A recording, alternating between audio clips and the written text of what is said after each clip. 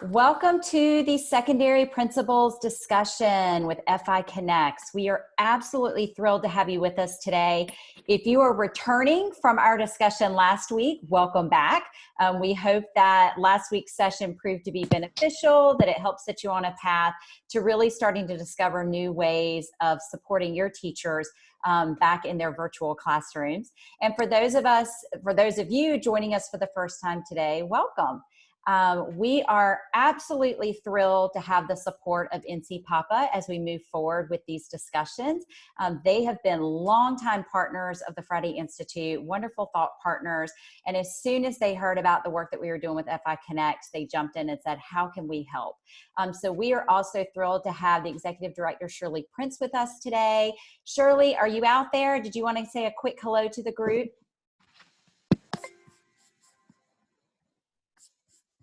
Let's see if she's out there. You may be on mute, Shirley.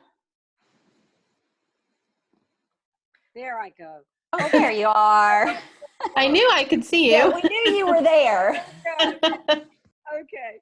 I've been on so many calls this week where I'm muted, but I can't unmute myself. So that's why I thought I was waiting for you to unmute me. Then I realized I could do it. Welcome, everyone. And again, I want to thank Friday Institute, and Shayla is exactly correct. When I heard what you guys were doing, I said, whatever NCPAPA can do to get the word out, we want to do that. So we love your work. We love the culture that you have at Friday Institute, and I can think of no other group that we'd rather partner with on something as important as trying to reach out to our principals during these difficult times. So thank you for everything that you're doing. Absolutely. And we are going to have the chat window open throughout this entire session. So if you do have specific questions for Shirley and her team, or just additional things that they might be able to do, I know that they would welcome any and all feedback from you. As I said, this is a joint partnership between our two groups. If the Friday Institute can't tackle it, we will certainly be reaching out to them for support and vice versa. So we really appreciate you joining us today. And Shirley, please feel free to jump in at any point, as I'm going to talk about in just a minute. These are super informal. They're just really open and honest discussions. So if there are things that you also feel that NCPAPA can contribute to the conversation, please feel free to jump in or post it in the chat window. All right, so as we get started, my name is Shayla Rexroad, for those of you who I've not met before. I am fortunate to be a part of the Professional Learning and Leading Collaborative at the Friday Institute, and I will be one of your facilitators today. I am also joined by Dr. Mary Ann Wolf. Mary Ann, did you want to say hi? You may have gone back on Hi, mute. everybody. It's great to see many of you again. I just really appreciate you taking time, and we want all the feedback so that we can make this as productive as possible. Our whole intent is to support you all, and we're so appreciative of the partnership with Shirley, and obviously to have Shayla here. So thank you all, and please just keep chatting with us and let us know how we can provide support.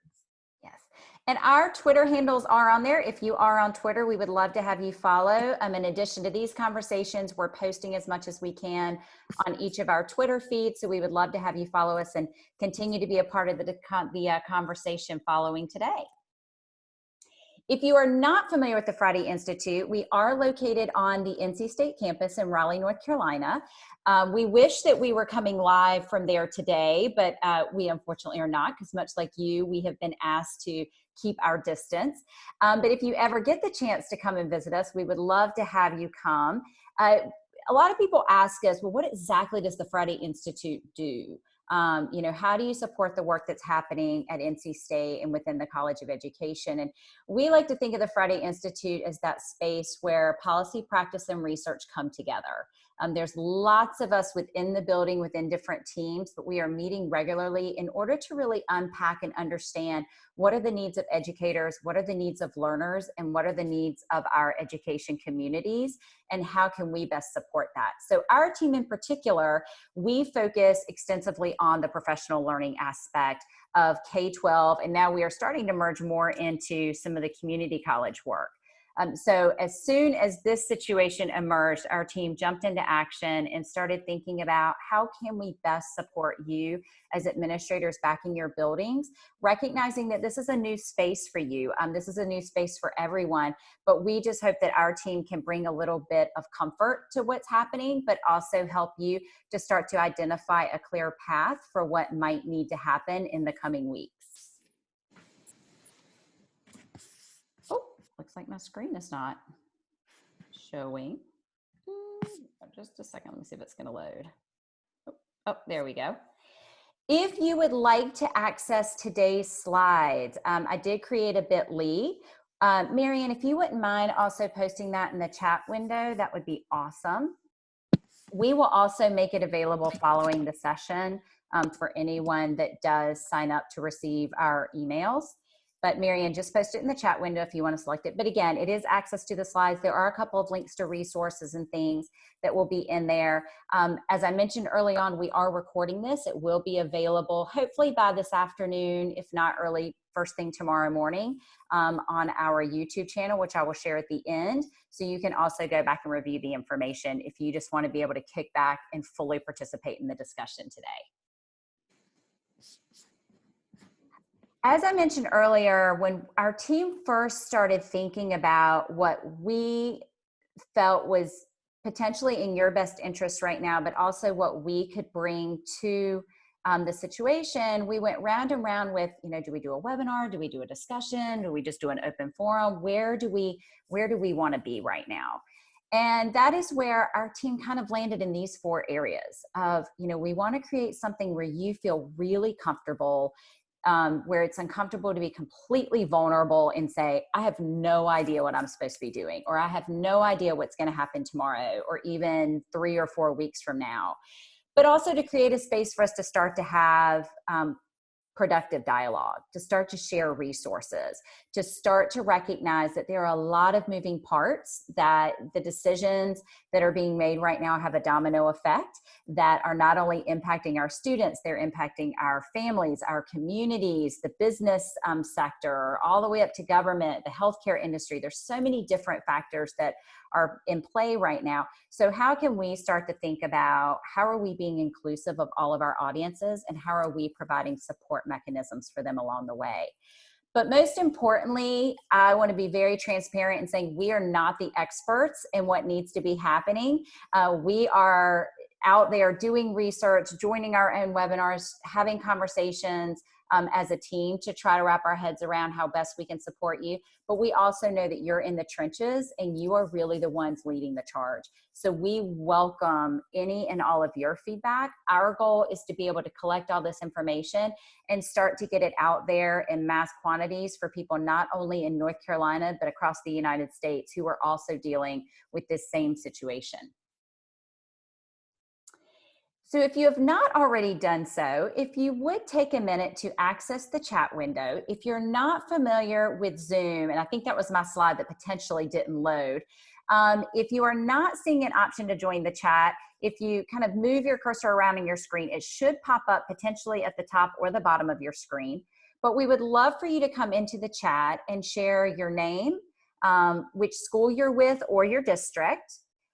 And we really want to celebrate, what do you feel really successful with so far? Where, a week to some of you could be even a little bit longer than a week in. What are some things that you kind of feel like, all right, I did this, or we got this, like we're moving forward, we're making progress. And then what are those things that are continuing to be a challenge at the current time? What are things that you as an administrator are still kind of grappling with, or what are things that your teachers are still struggling with that you're trying to figure out how best to support them? So I'll give you just a minute to get your information in the chat, and we'll be taking a look at it as well. Welcome, Yadkin County, Granville. Love having all of you with us. And don't forget to post your successes and your challenges. Again, that is going to help inform our conversation today as well.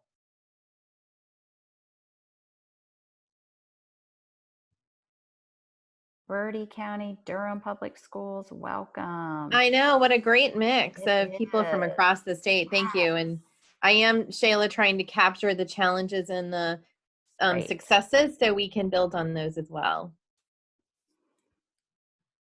Yeah, definitely. We're going to talk a little bit about Zoom. I see that popping up.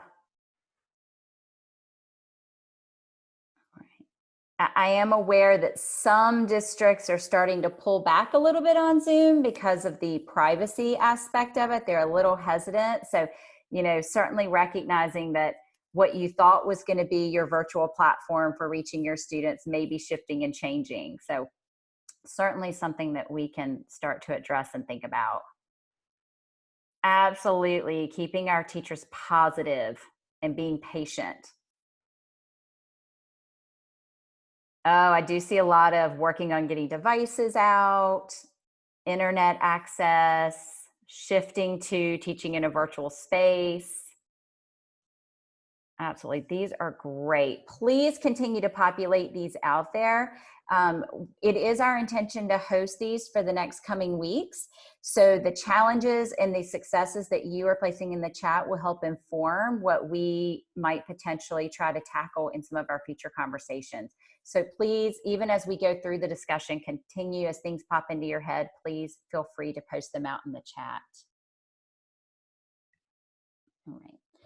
So I did want to start with just a little bit of humor, but also to give Marianne and I a pulse of where your teachers might be feeling after week 1. Again, some of you, depending on where you're coming from, you could be in week 2, even potentially week 3 of being out of school.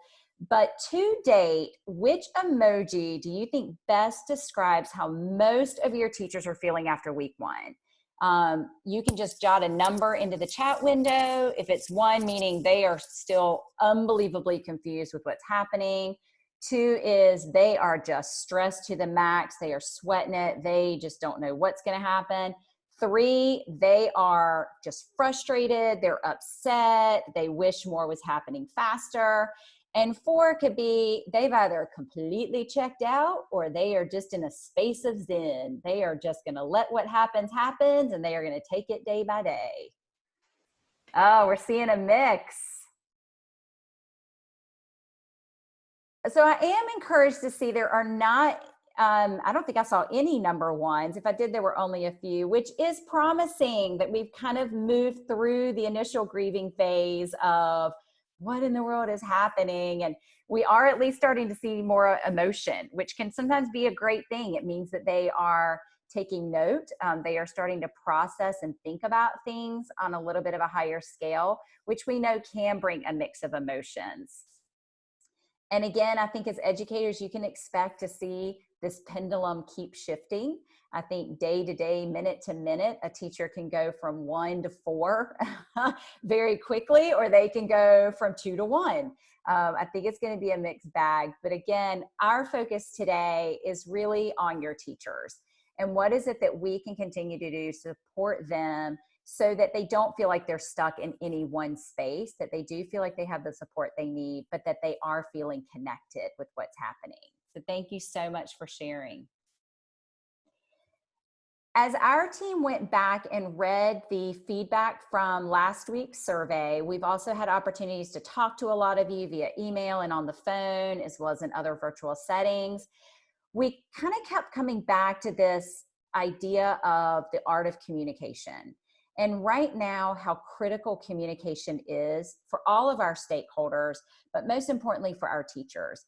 We recognize that they are being inundated by communications. They are getting it from the state level, they are getting it from the districts, they are getting it from their parents, their communities, from you. There's a lot of different trails of communication coming in.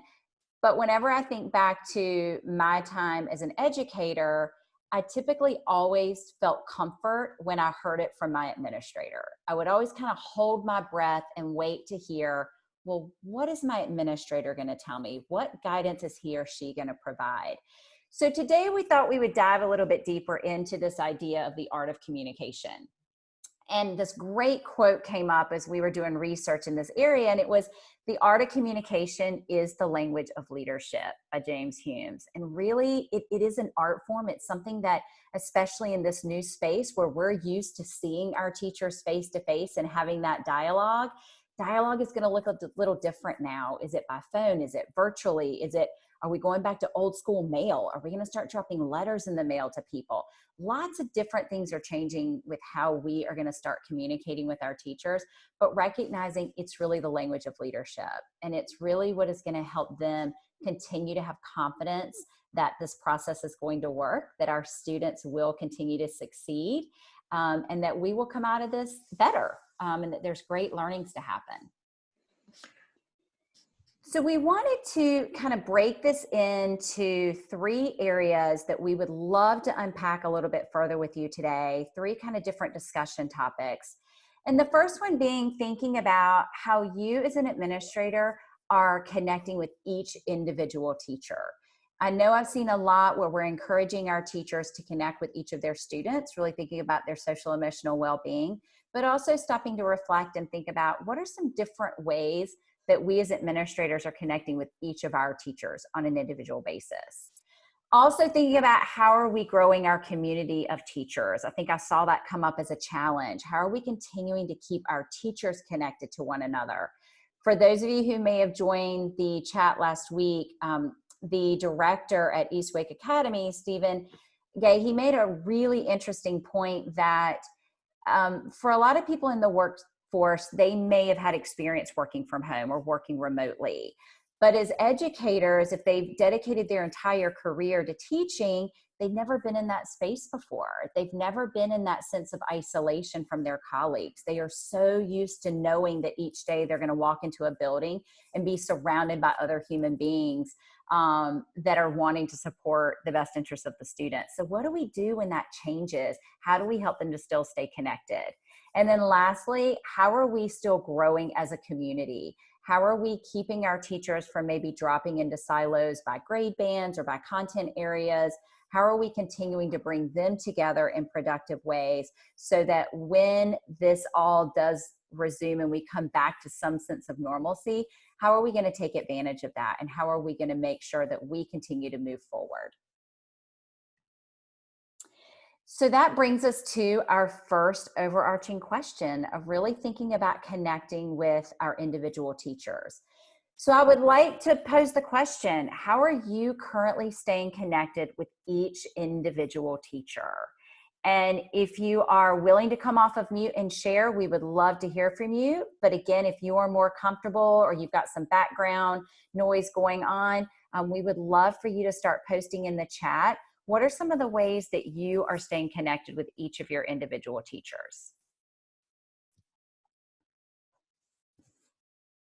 Great. Let's see, emails, weekly meetings, text, emails, phone calls. Fantastic. Zoom is loving all of this attention right now. Google Meets, good.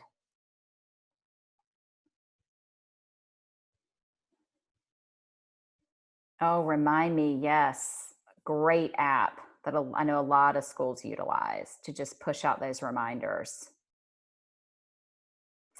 Logan, I hear you. As educators, we are such people.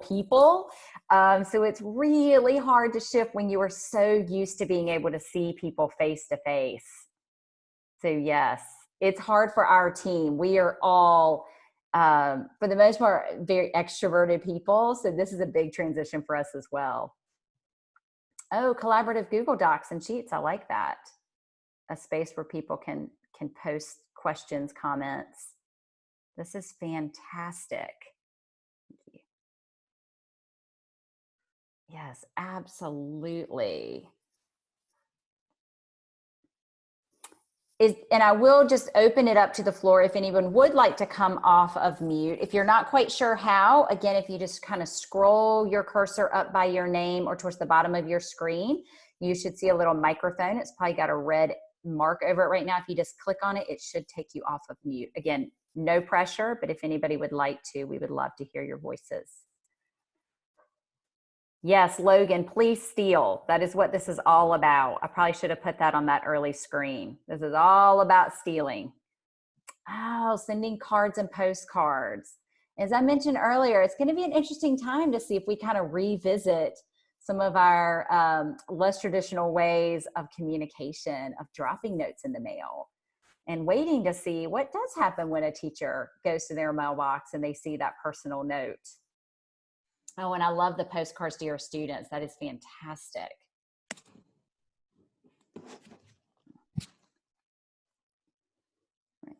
So as you continue to load some out there, please continue to populate. As I said, Marianne and I will be capturing these as well and hopefully get them out into some type of written format that you can go back and reflect on. But here are just a few that we have also heard from other administrators, things that they're doing, but also things that we kind of thought about as a team. We recognize as administrators, especially secondary, you have very large staff members, and it could literally take you all day to go through and reach out to all of them or all week. So we said, you know, certainly take advantage of some of the other people on your leadership team, and maybe divide the staff list up. You could divide it within your APs, coaches, counselors, and again, have them each make that personal contact, but also maybe create a document, a spreadsheet of some sort where you can each document when you actually touch base with someone. Because much like our students, we don't want to see any of our teachers fall between the cracks. And we don't want somebody to think, oh, I thought you talked to them, or I thought you reached out to them. It'd be great to just kind of have that running document of maybe things that they stress were concerns for them, starting to look to see if there are commonalities across your staff, but just some way that you can start to collect that information and know that you are touching base and having that personal contact with each teacher. 2 tech tools that if you're not familiar with, one would be if you are utilizing Gmail, there is a great feature in it called Boomerang.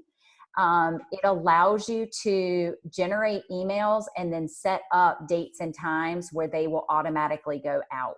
So if you are, you know, wanting to go ahead and get some done ahead of time to where you know they'll, you know, if you've got a teacher that's super early riser, you know, 5:30 a.m. and you want it to hit their inbox as soon as they wake up, you can schedule it to do that.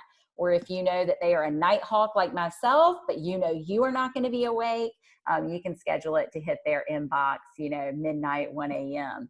If you are not on Gmail and don't have access to Boomerang, there's another great free resource called Letter Me Later.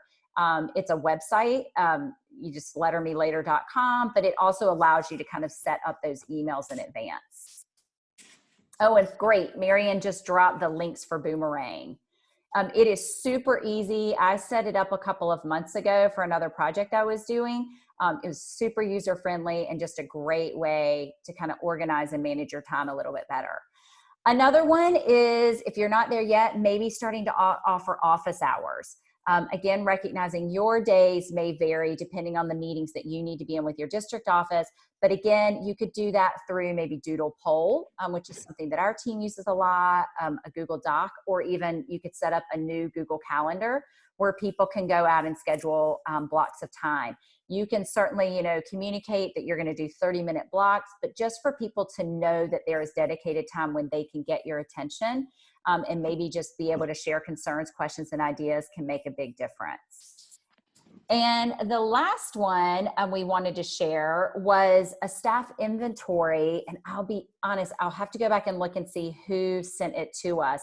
But someone shared a staff survey. There's a link to it if you're accessing the slides. If not, we can pop it into the chat in just a little bit. But this is where they took an inventory of their staff needs. Again, it's important for us to stop and recognize that, again, a lot of our teachers don't normally work from home. So checking to see, do they have printers? Do they have, you know, the resources and the tools at home that they need in order to do their jobs? Are there things that you need to be setting outside the school for them or scheduling pickup times for? But also within the survey, if you take a look, you'll see where they're also asking them about their social emotional well-being. You know, are they finding that they can effectively manage their time? What are things that they're struggling with? You know, are they finding it difficult to juggle family and home if they maybe have children or older parents living with them? So again, it was a great way. I think they did it through a Google form. If you, again, do not have access to Google, SurveyMonkey is another free resource that you could create that type of survey in. And again, I see that some of you have continued to post some things in the chat, and we hope you will continue to do that along these lines. So our next kind of area that we wanted to dive into with this idea of teacher to teacher. And again, I saw that pop up in the chat early on as a challenge. of how are your teachers staying connected with each other? How are they not feeling like they are an island? I talked to some teacher friends of mine in my neighborhood, and I said, hey, are you guys, staying in touch? And they said, oh, it's kind of tricky because they've got kids and we don't know when is a good time and we're all on different schedules and I don't want to impose. And so there's a lot of these, legitimate reasons for why they are maybe not reaching out. So we would love to hear from you. How are you aware that your teachers are staying connected? It could either be things that you have facilitated or things that maybe they have initiated on their own. So I'll give everybody just a second to start to post some ideas and share. Yes, the virtual grade level meetings. Great suggestion, Bridget. That is one we will also dive into. Yes, taking advantage of Zoom. Absolutely. And this is a great way for them to experiment with Zoom. There's no safer space than with your own colleagues to try some new things out and start to post. Created a group chat. I like that, Marla. That's really great. That is all wonderful. Fantastic. Again, if anybody would like to come off of mute and share, you can do so at any point. It does not interrupt me. Great. Continuing to read what's out here in the chat. Oh, great idea. Creating a Google Doc for the PLC meetings, because that's a great way for you to be able to tap in and see if you're not able to join all of the Zooms. Or sometimes as administrators, we don't always need to be in there. We need to give them that space to kind of experiment and talk. But it is a great way for you to kind of keep up with what's happening. Great suggestions. Just a few more that we, again, have tapped into and heard about, as a lot of you have already mentioned, organizing virtual PLCs. And when I say organize, I do not always mean you. Again, it is maybe going to your grade level chairs, some of your teacher leaders, some of your instructional coaches, and saying, hey, is this something that you can help our teachers get set up with? But again, getting them back on a regular schedule, allowing your teachers to know, okay, on this day and this time, I know that I'm going to have an opportunity to share and get advice and talk through things with my colleagues. A lot of you have already mentioned these, but just some tools if you're not already familiar. Google Hangouts is a great one, as well as Zoom. I do know that Zoom right now, they are making all of their services free. Our team uses it on a very regular basis. So again, if you have specific questions about Zoom, please feel free to post them in the chat as well. The other nice thing about Zoom is that you can record. So it is another way that if they are not wanting to necessarily keep the notes in a Google Doc, if some of your teachers are more visual or auditory learners, encourage them to record their meetings, and then they can go back and listen to them at a later date. Another one, a lot of you already shared, creating a digital repository for sharing resources. That could be through your current LMS, through Google folders, helping your teachers to really start to populate all of these resources. Because one thing that, as our team reflects on what's happening, we're always kind of a silver linings type of group. We're starting to think about how are we documenting what's happening so that when we do come back together as a team, we can really stop and say what worked really well, what were key lessons learned, and what are maybe some things that we've identified or uncovered that we had not quite ventured down that path before that really worked well for some of our students. Is there an opportunity for us to reevaluate what teaching and learning might look like in our buildings now that we've had this time? So again, I think creating that space for them to start sharing will be great. And then this was one that Marianne actually suggested, which I've completely grabbed onto, which is to work with your teams to assign accountability partners or trios. It could even be up to a team of 4. I probably wouldn't go more than 4 just because then it makes it difficult to schedule and coordinate times. But this accountability partner, it might not be somebody on their grade band. It might just be a buddy. It might be somebody that outside of talking about academics, it's just that person that they know they can touch base with, that they know they can go to. Sometimes they might just need to vent. Sometimes they might need to cry. Sometimes they might want to just troubleshoot some ideas of, I'm thinking about doing this. Or it could even just be an opportunity to talk through a situation with a student. that they are maybe struggling with or that they're being challenged by. So again, using things like a Google Doc or a spreadsheet to kind of coordinate that can be really, really helpful. And again, knowing that for not every teacher may take advantage of having an accountability partner, but you may be surprised at some of the ones that jump in and say, I would love to have somebody who I know I'm checking in with each day, and we're kind of going over what our schedule is, keeping ourselves on track. All right, and I see some additional ideas popping in there, so this is great. Oh yes, as you probably saw from Mary Ann's image, one of the great features about Zoom is that you can create your own background.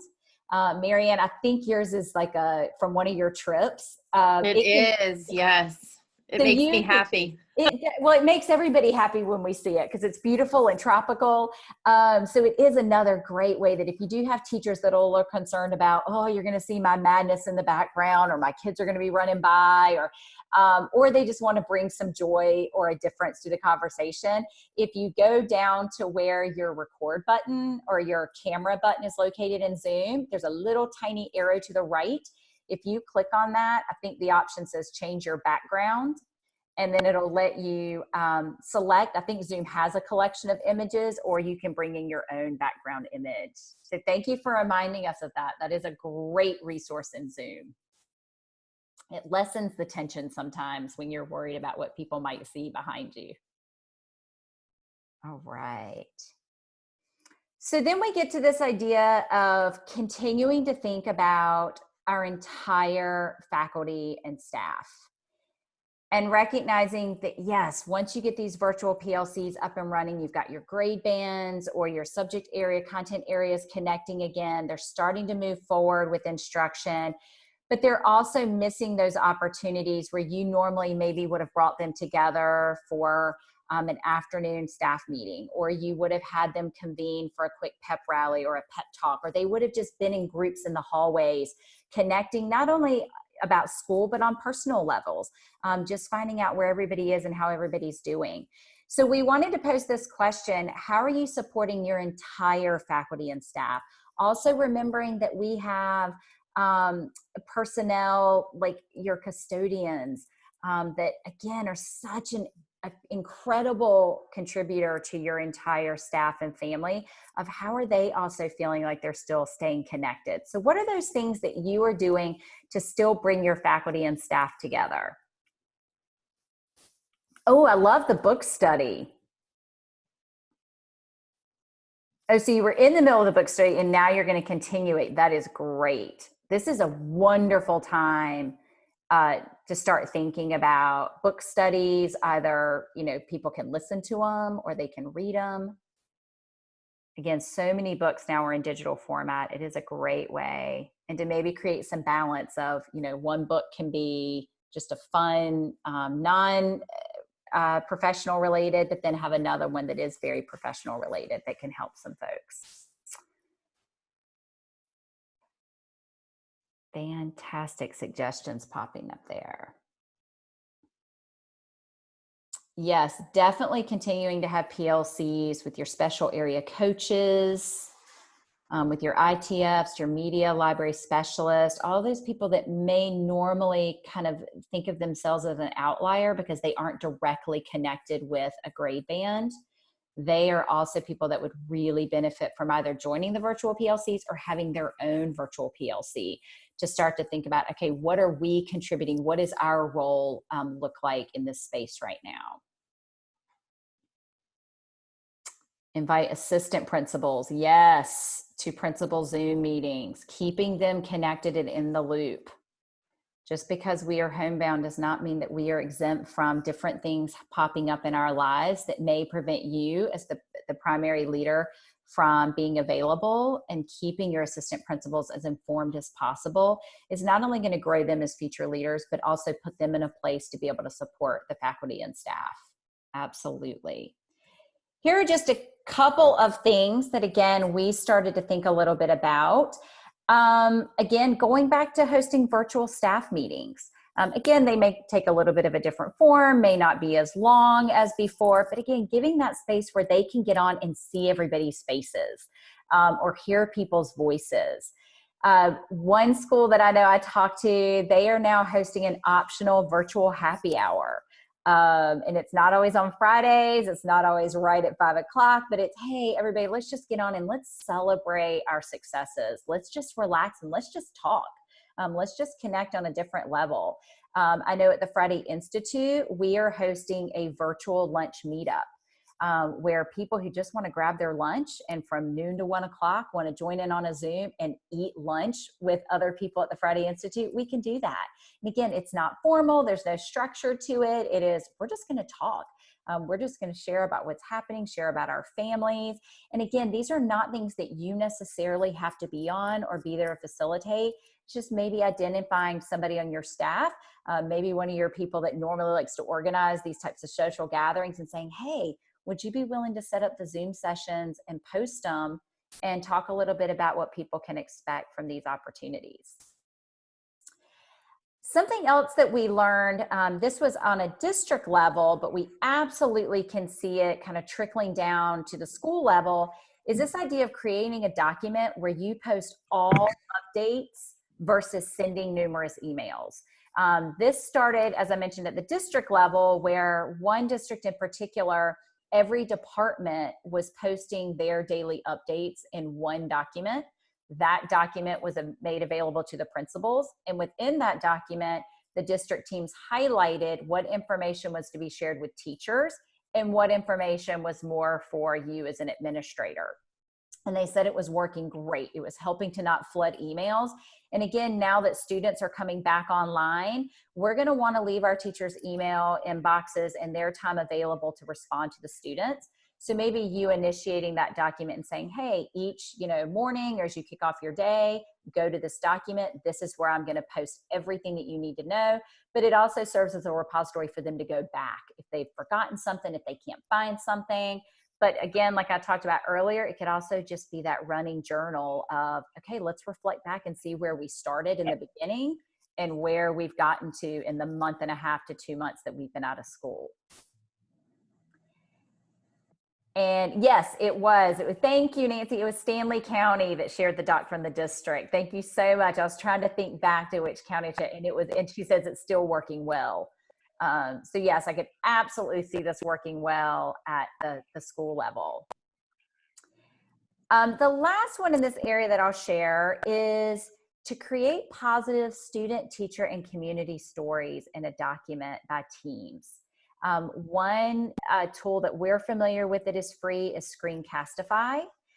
There is actually a district grow in Salisbury that their teachers are starting to play around with this a little bit more and starting to post on Twitter and a couple of their Facebook and websites. But it's a space where initially teachers are going out and they're just posting quick videos of really positive things that are coming out of this. They're, celebrating their students. They're maybe celebrating things in their own lives. And it's just a quick way for the entire faculty to start to share and to start to kind of, again, going back to the silver lining, starting to say, all right, there are some positive things that can come from this. What is that? I think some of them even shared like funny things that their kids have done, silly things that they've done at home that they never thought they would do. So again, just getting those videos out there, anything that you can do for people to see faces and hear voices is going to go a long ways with keeping your faculty and staff moving forward. All right. So again, please continue to populate in the chat.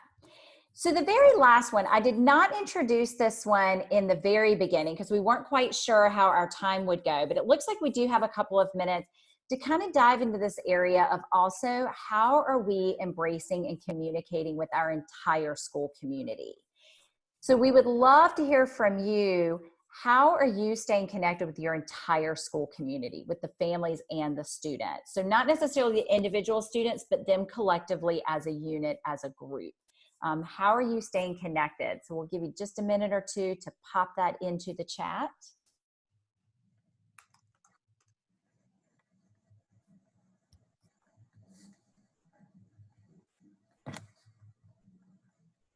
Oh, I like the S'mores weekly newsletter. If you're not familiar with S'mores, again, free website. It formats beautiful newsletters. It looks like you're, an editor by trade, but is a great way to get information out in a really creative way. Connect 5 calls. Yes. Connect Ed, school Facebook. These are all fantastic. And Shayla, something I've been hearing, this is Marianne, from some community members too, is how are we making sure we're getting beyond, like there are people that are going to see, there's a majority of people that will see our communications, and then we know there's a few families that we might miss in each school. And so that's something else I would just ask is I really liked how you all were talking about, Shayla highlighted the direct phone calls to parents and families so you can find out how they are and where they are. But it's just something we've been doing a lot of thinking about is how do you reach the students that may not always see the email, or their parents might not check in or may not have internet access, or what that looks like. And so just thinking through that as well. I really love all these different pieces. Yeah, I like the Sarah just mentioned checking in on needs, not just academic, but food, social, emotional, device and internet, all of those things I think go a long way when you make that connection. Yes. And also touching base with the parents or the caregivers to just say, how are you doing? A lot of times we go straight to asking them, how is their student doing? How are things going? But, it can go a long ways because somebody may have up to that point never asked them, how are you doing? How are you dealing with, all that's happening? Sometimes just their capacity to share can go a long ways. So a ton of great things being populated. A couple, again, that we've kind of come across. One that a school, China Grove Middle School in Rowan, Salisbury, I mentioned them earlier. And if you click on this link, it'll take you out their Twitter feed. They would love to have you follow. This is featuring their instructional tech facilitator. He's taken the reins and is organizing this. But each day, they kick off the morning with a morning meeting.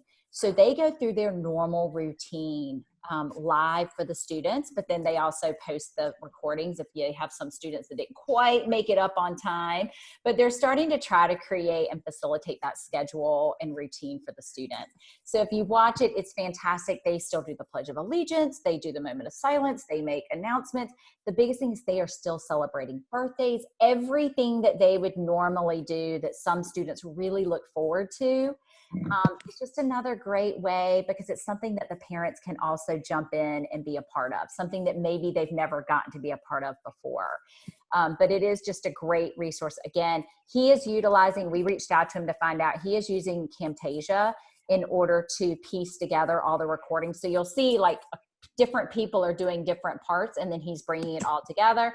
But he also said, it could just be one person doing it. They just decided to get a little bit more creative because he had that skill set, but could be something that maybe your ITF would be interested in. And Marianne posted the YouTube link in there.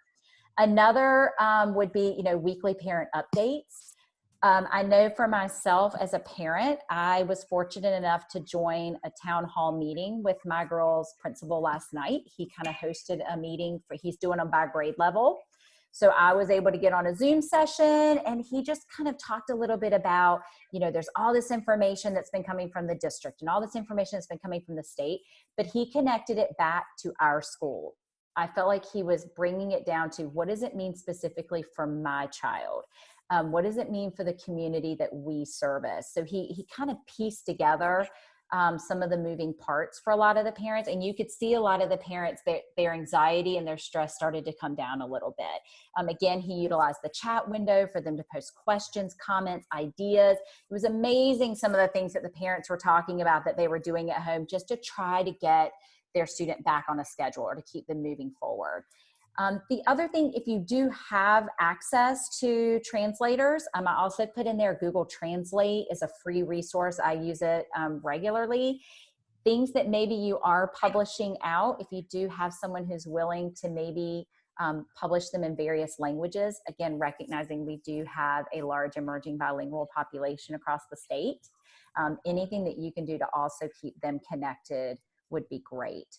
And the last thing that I'll share on this note is that I also saw where a school, for anyone who did not have access to technology, they were going to start putting copies of their newsletter outside in a covered area where people could come by and get a copy.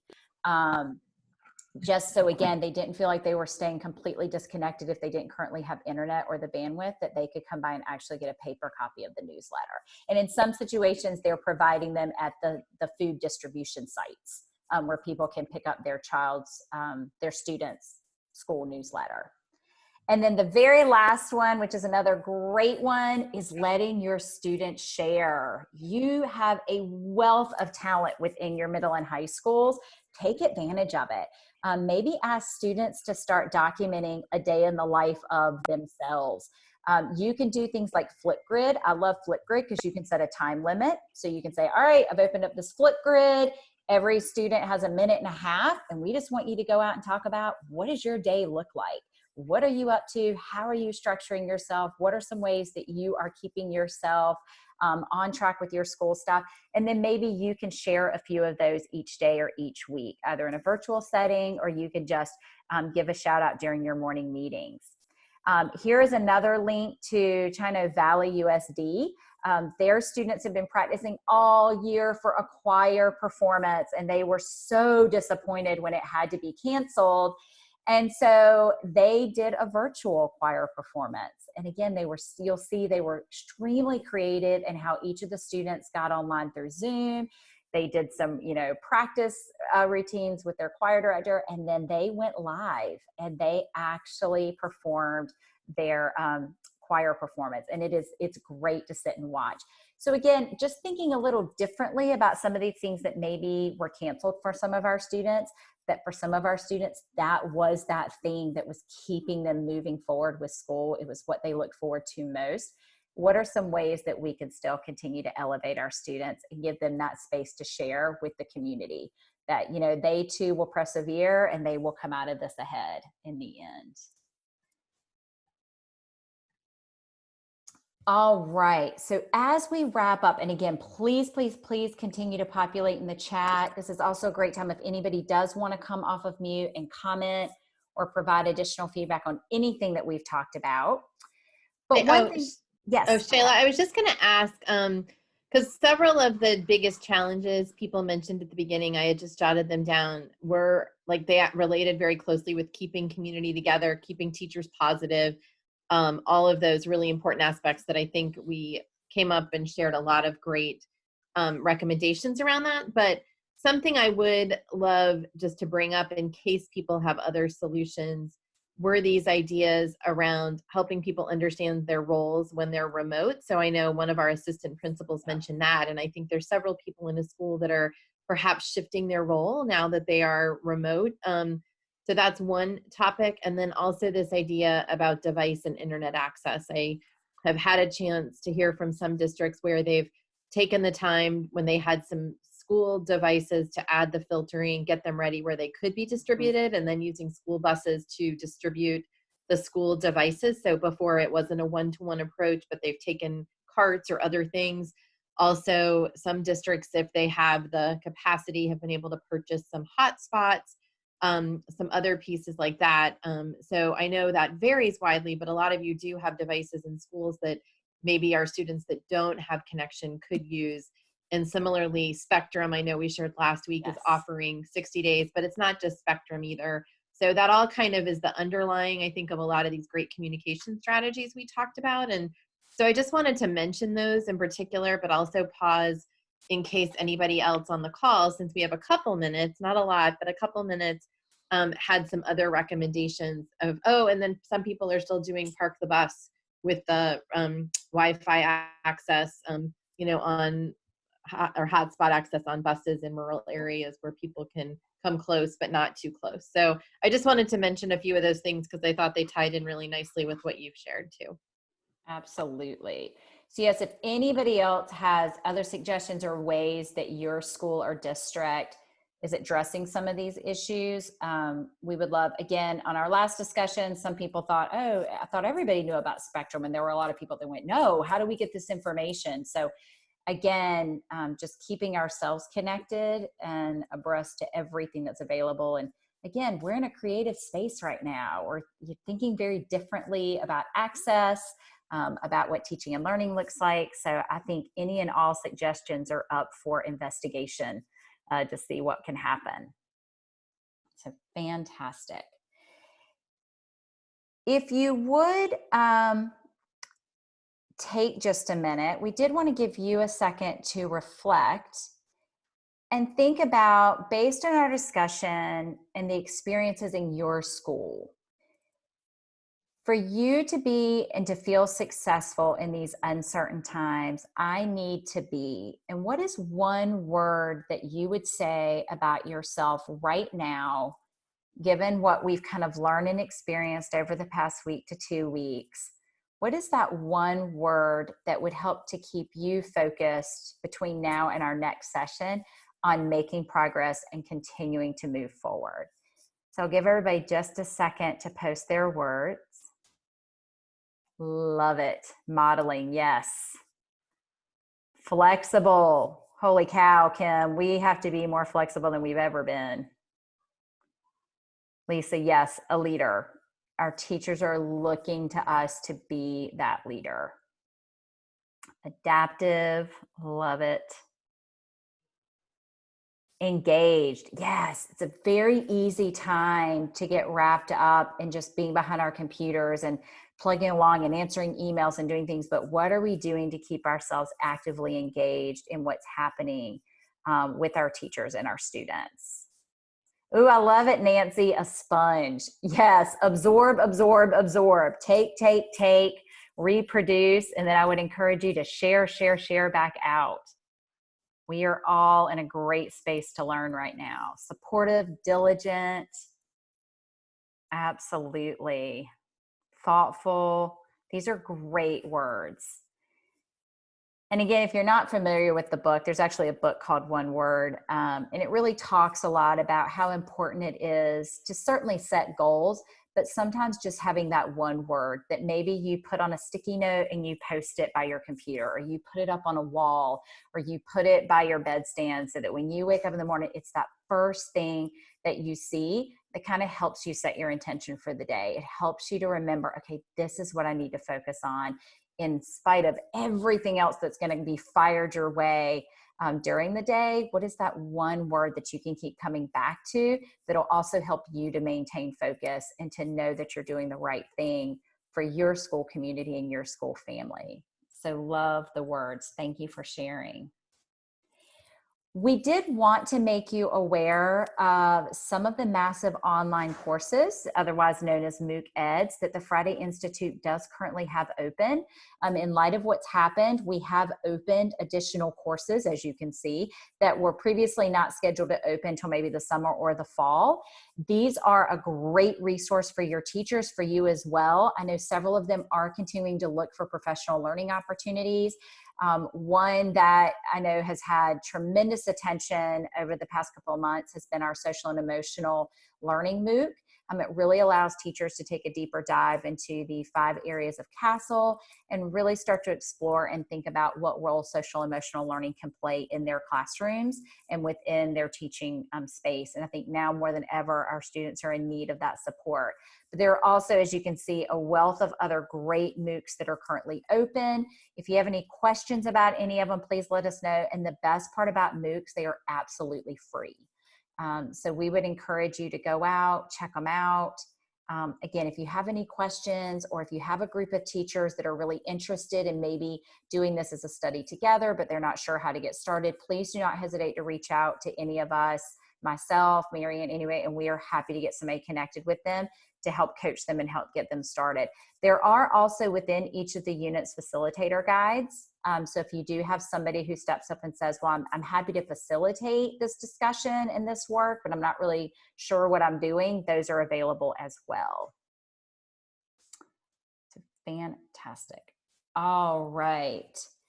And again, we hope that, today served as a way for you to support each other, for you to be able to also continue to focus on yourself again, sometimes as leaders, we lose sight of our own well-being and the things that we need in order to continue to push forward. So continue to be very self-directed.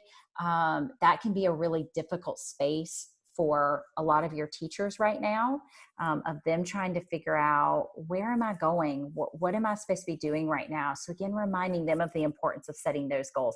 Maybe periodically asking your teachers, what is your one word? What is happening right now? What is keeping you focused?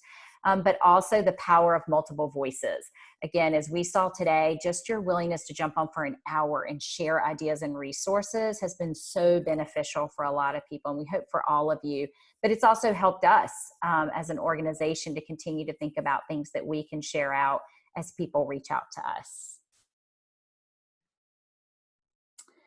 So again, here's just additional information about the courses that are currently available. There are 20 to 30 hours worth of completion.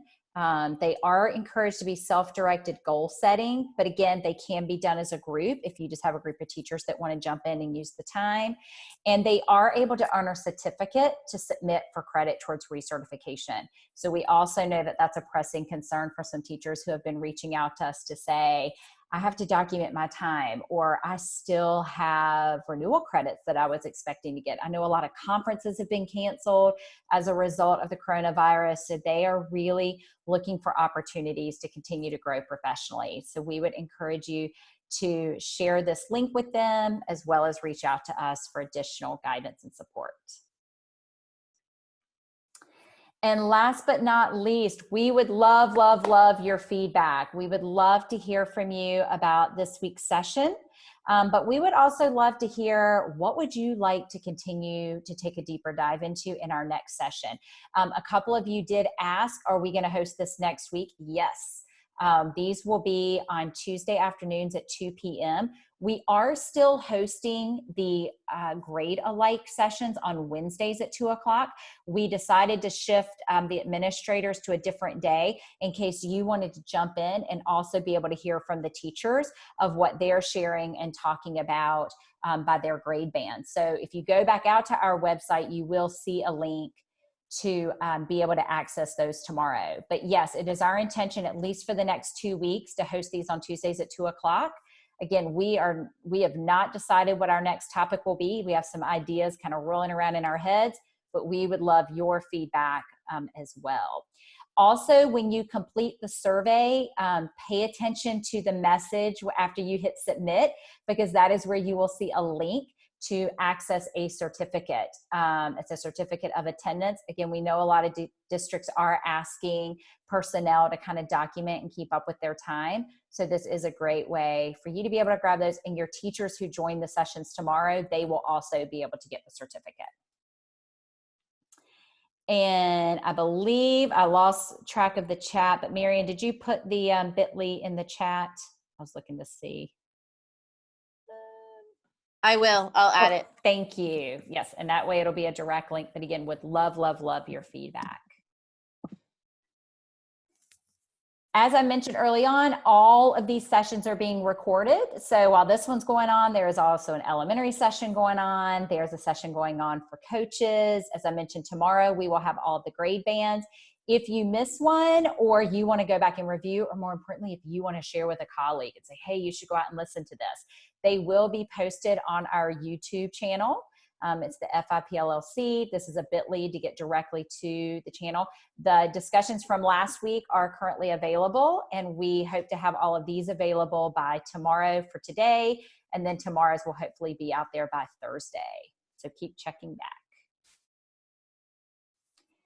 And we will again wrap up by saying thank you, thank you, thank you. Thank you not only for joining today, but thank you for what you do every single day for your school communities, for your teachers. In case you have not heard it today, you are amazing. In my eyes, you are all superheroes. You are wearing this new cape that maybe you've never worn before. But we appreciate all that you are doing in order to continue to keep education alive and well across our state. So if there are any last minute comments, we would love to see them in the chat. Otherwise, we hope you have an amazing day, and we hope that you will plan to join us next Tuesday at 2 o'clock and bring a friend. Encourage some of your colleagues to jump in and join the conversation. Thanks, everybody.